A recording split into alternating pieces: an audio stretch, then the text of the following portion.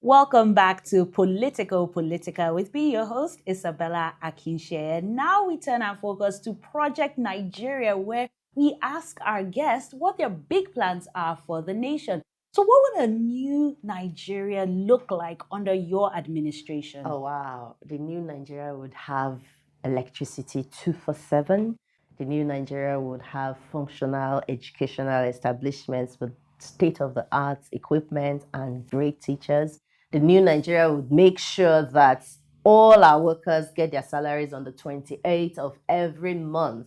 It doesn't matter whether they are earning a lot or a little, because as long as the people know that every 28th of every month, my money is coming in, they will plan, they would know, okay, even if I have to take a loan in order to meet some big expenses, I will be able to pay off whatever my expenses are based on my inflow. I know that every month I get 18,000 naira, which is still the minimum wage we are all agreeing about. But at least I'm able to allocate 2,000 to my feeding, allocate 5,000 to my clothing, allocate 200 to my transport, and then you plan yourself. So your children are not suddenly hungry, and then because somebody is owing you salary for a whole year, sometimes a year and a half, people are owing people salaries for that long. If I can make it a crime. If you do not pay somebody's salary on the 28th of every month, then you go to jail. Then I'll do that if it's possible to do that within the law. Because we need to make sure that the people have predictability. They can plan with that which they have. So people don't have to think about evil, have to think about kidnapping others, robberies, and then coming into politics for the purpose of stealing from the coffers. At least you guarantee life standard of living that is acceptable to the people. That's what my new Nigeria is going to look like. A Nigeria that functions and that works for everybody, where law and order and rule of law is obeyed. Nobody is above anybody else. If you commit a crime, you do the time. If you don't want to do the time, do not commit the crime. You're treated equal with the next man. You are not much more important because you are in the Senate or in the wherever it is you are. You do what is right, and if you don't, you get punished for it. So a new Nigeria under my administration is a Nigeria where all of us will be proud to be Nigerians. Whether we are home or abroad, we'll be saying, wow, we didn't even think this was possible. But it's all possible. It's all possible because the worst of our problems is in leadership. We have really, really, really horrible people I like leading I this like how you're country. going to leadership, but what I'd like to ask is corruption. That's the big one. And a lot of times politicians come out and say, once I get into power, I'm going to treat corruption, and then corruption fights back. But what would be your solution, a lasting solution to the problem of corruption? Don't let it happen. That's the easiest way to fight corruption, prevent it from happening.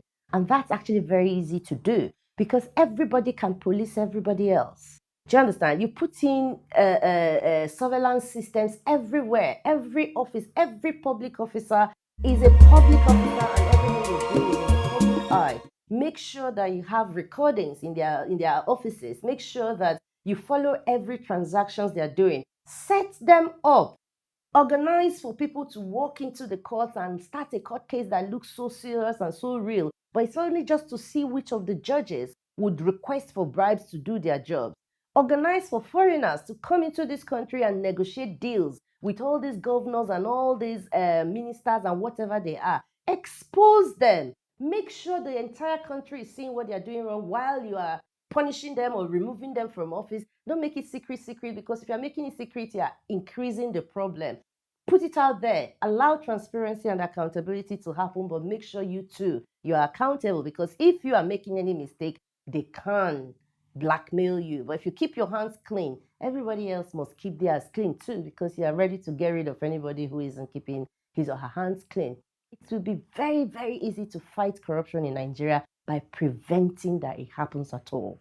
So leadership by example. 100%. But being a woman, if you were the first female president in Nigeria, what will it be like to be a woman in politics under your administration? You would be rest assured that you would have an open ground, a level playing ground to showcase your talent, to do whatever it is that you believe is your talent. Like, you come out there, if you want to be the next minister, you showcase your talent, you show us your CV, tell us what you're going to do as the minister, maybe for education, for example. Let the men come in and compete with you. If you are the better person for the job, you are getting it.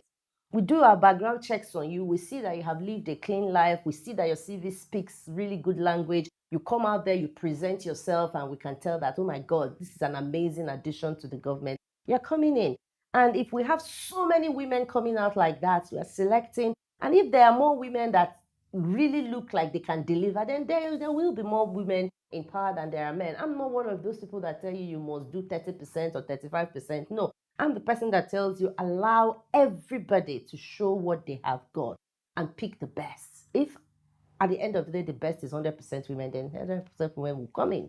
But if there are men that make it like impossible for us to pick, then of course the men will come in, the women will come in, and it will be much more balanced that way. Enough of this, let them come because they are men, let them come because they are my brothers and sisters, let them come because they are my village, let them come because they are from my tribe or my religion. Enough of that. Let's pick people that are the best. Yes, we must consider all the areas. Yes, we must go through all the requirements for federal character to ensure that there is inclusivity, there is diversity and inclusion. But it doesn't mean that we can just take anything and anyone just because we're trying to balance it out.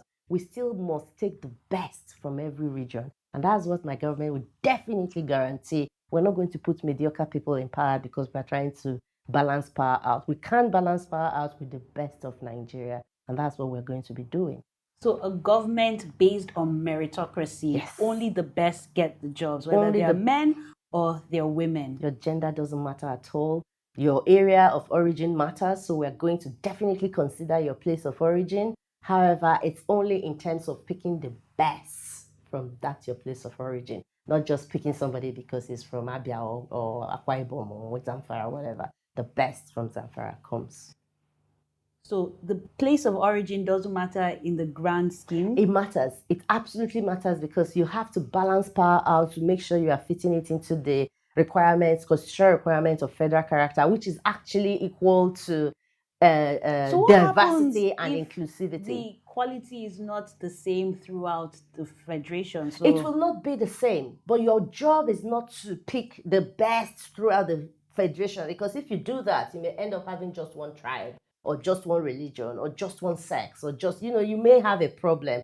So it is necessary to pick the best from every region. And the good thing is when you pick the best from every region and put them in the center, you have a diversification of ideas. People are bringing their ideas based on their own background, based on their own experiences, based on their own styles, and mixing it with yours. And you have like a whole lot of different systems working together to drive the country forward. And because you have picked the best from every region, everybody is actually, they know that they are there because of quality, not because of relationship with them. So they are ready to show off all their talents and give the most they can to the country. That's the best way to pick leaders in Nigeria. Make sure it is by merit so that those ones who get in there, they know that forget it. Not because you be my brother, not because that woman are my boyfriend or girlfriend, not just because say I water, they deliver more. Wow, very interesting Nigeria it will be under your administration.